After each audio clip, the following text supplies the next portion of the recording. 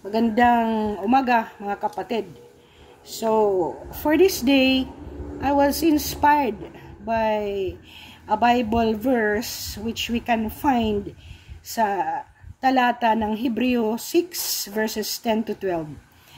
Ang sabi, hindi magiging makatarungan ng Diyos upang makalimutan ang inyong gawa at ang pag-ibig na ipinakikita ninyo sa Kaniya sa pagtulong ninyo sa mga banal at sa patuloy na pagtulong sa kanila. At ninanasa namin na ipakita ng bawat isa sa inyo ang gayon ding sikap hanggang sa wakas upang matiyak ang inyong pag-asa. Ayaw naming maging tamad kayo, kundi tularan ninyo ang mga nagmamana ng mga ipinangako ng Diyos sa pamamagitan ng pananampalataya at pagtiyatsaga. Ang talatang ito po ay nagpapaalala sa mga nananampalataya na ang Diyos ay makatarungan at hindi kailanman malilimutan ang mga gawa ng mga taong nagmamahal na nagpapakita sa Kanya at sa ibang tao na hinihikayat sila na magpatuloy sa kanilang pagsisikap at pagtitiis sa kanilang pananampalataya sa katarungan ng Diyos.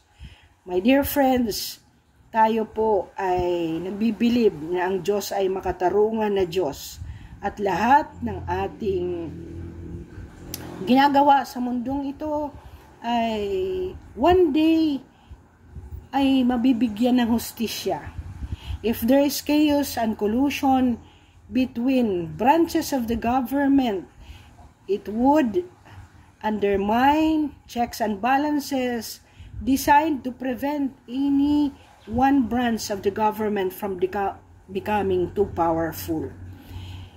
Kung ang isang branch po ay nakipagkuntsaba sa isang branch to undermine this system, this would create imbalance of power at ang erosion ng democratic institution ay magkakaroon tayo ng constitutional crisis because these actions erode trust in democratic institutions and lead to a decline in the effectiveness of check and balances. This could have serious consequences for the rule of law, human rights, and the overall stability of the government will be at a risk of authoritarianism. In extreme cases, a constitutional crisis could pave the way to chaos, extra-constitutional on authoritarianism, and this would be a significant threat to democracy and could lead to a loss of freedom and rights for citizens. Nakikita na po natin ang makaganapan, may social unrest na, so ang mga citizens po have become frustrated with the inability to function ineffectively sa ating mga sangay ng gobyerno. This could manifest in protests, demonstrations, and other forms of civil disobedience.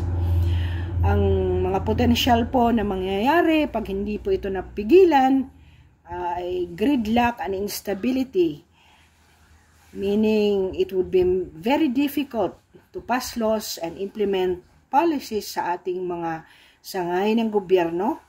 The loss of public trust in government institutions could be severely damaged, leading to widespread disillusionment and discontent. At pag nag-martial law po tayo, in extreme cases, a constitutional crisis could even lead to the imposition of martial law, which would have serious consequences for human rights and democracy. Magmanman po tayo, huwag po tayong pumunta at mag-join sa mga pag-aaklas na yan. Anyway, nakita na po natin ang supposedly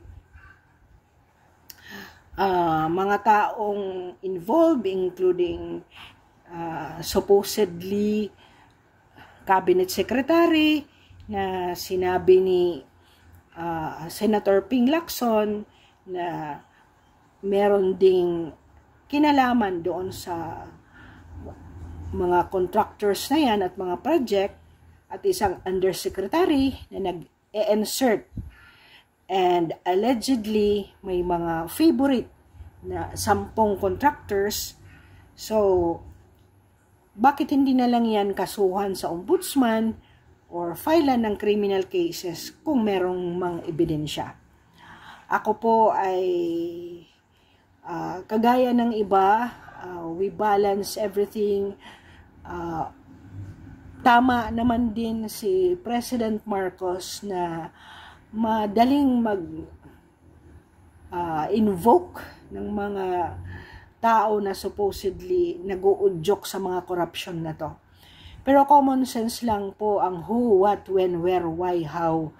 Common sense, sino ang may power to insert those budgets.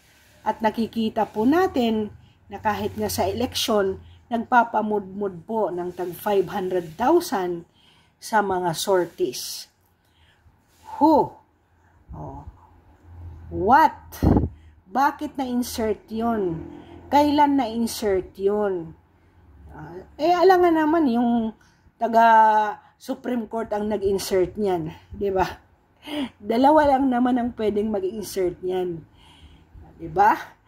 Who, what, when, kailan, where, saan ba? Dito ba sa baba? Dito ba sa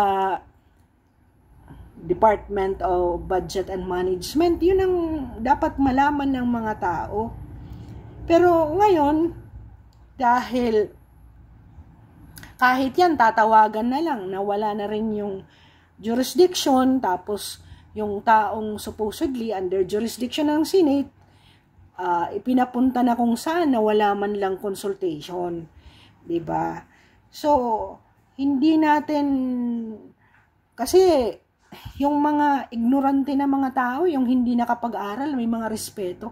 Pero nakakalungkot na itong mga gumagawa ng mga batas, wala man lang mga ganitong heads up man lang, na consultation man lang, na umano ito, tumawag ito. But, ang aking tinatanong nga sa isang upload ko, why would you believe a certain Bryce Hernandez na umamin na kumakawat at naggagawa sila ng mga faking ID, bakit paniniwalaan ng Kongreso? Why would also a certain Diskaya would also believe? Pero yun ang sabi ko corroboration, common sense. Tama si Marcoleta. Sino ang gwapong tao na makapangyarihan to have given strength for these people na gumawa ng kalokohan? Ang nakakalungkot sa lahat, nasa Manila po ang flood control. Bakit itong mga tao na naman na hindi nga nanalo, ay pinaupo ng COMELEC, ay ililihis, papupuntahin sa Davao na naman. Diba? So, even if and when totoong may mga ginagawa ang Davao, unahin nyo muna. Kung nasaan ang mga ghost project na yan, bakit pupunta kayo doon na matitigas man ang mga structure ng Davao, diba? So, with that in mind, kahit anong sabihin nyo na si Marcoleta ganito, hindi naniniwala ang tao sa inyo. Not unless you are blind, you want to be blind to the truth na kung walang isang Marcoleta, mamamatay na lang yung flood control na yan. He was the one who started it. Huwag naman masyadong mga garapal na tayo. Diba? So, thank you for listening and let us keep watching. Do not join rallies na Hindi po extrajudicial po dapat ang ating gagawin. Idaan po natin yan at magmamasid tayo. Magmamasid tayo closely lahat po ng mga movement ng ating bansa ngayon. Thank you for listening at maging mahinahon po tayo.